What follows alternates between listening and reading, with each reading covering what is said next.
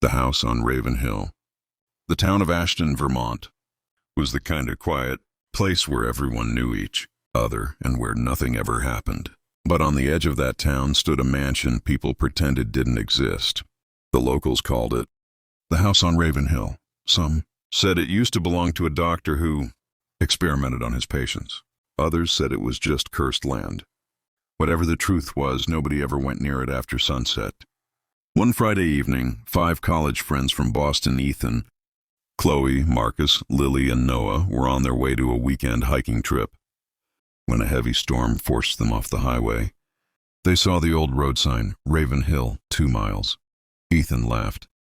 "Guess we found our backup plan." They turned toward the hill, tires crunching over wet gravel.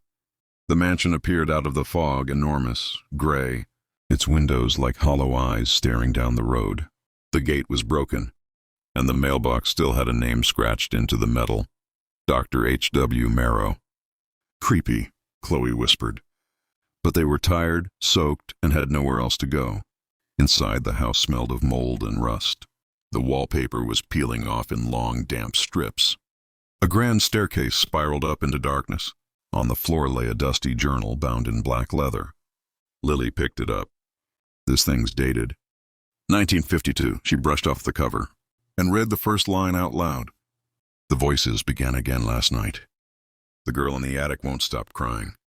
They all laughed nervously. Ethan rolled his eyes. Probably just some crazy patient. But Noah, who was filming everything on his phone, muttered, "Feels too real, man." They set up their sleeping bags in the living room. The storm outside grew louder. Thunder rolled across the valley, shaking the windows. Around midnight, the power they didn't even know was working suddenly flickered on. The chandelier above them lit up for a few seconds, then exploded. "Holy shit!" Marcus shouted, jumping back. The room went dark again, except for the firelight from the old fireplace, which none of them had lit. There, in the flickering orange glow, stood a woman's shadow on the far wall, tall, thin, her hair hanging over her face. Ethan spun around, but there was no one there.